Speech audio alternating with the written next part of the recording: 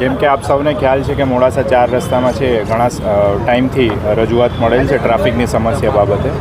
એ બાબતે મોડાસા નગરપાલિકા દ્વારા નીરજભાઈ શેઠની આગેવાનીમાં જે ટ્રાફિક સિગ્નલ છે એ નાખવામાં આવ્યા છે અને એનું આજે છે ઉદ્ઘાટન પણ કરવામાં આવ્યું છે. આજથી ટ્રાફિક સિગ્નલ ચાલુ થઈ જશે અને મારી તમામ જે મોડાસા નગરજનો છે એમને અપીલ છે કે આપ પણ આ જે સિગ્નલો છે એને ફોલો કરો, એનું પાલન કરો, જેથી કરીને આ જે ટ્રાફિકની સમસ્યા આપણે આખા શહેર માટે છે એના નિવારણમાં આપણે પોતાનો ફાળો આપી શકીએ અને તમામને જે આ સમસ્યામાંથી મુક્તિ મળે.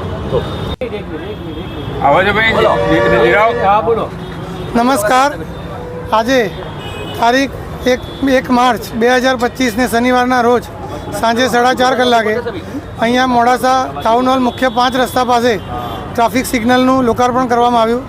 જે સંદર્ભે અહીંયા એએસપી સાહેબ કેસાવાલા સાહેબ, મારા સાથી ઉપપ્રમુખ રોહિતભાઈ પટેલ સાહેબ, કારોબારી ચેરમેન અતુલભાઈ જોશી, પૂર્વ ઉપપ્રમુખ આરસી મહેતા સાહેબ, હરેશભાઈ ભોઈ, મોહનભાઈ સલાટ, મુખ્ય અધિકારી શ્રી ભદ્રેશભાઈ પટેલ સાહેબ, બધા કાઉન્સિલર મિત્રો અને મોડાસા નગરની જનતા અહીં હાજર રહી હતી.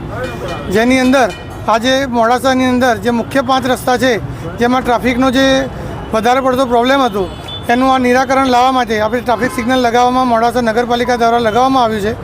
જેનાથી ટ્રાફિકનો મેક્સિમમ સોલ્યુશન આવશે એવી મને ખાતરી છે.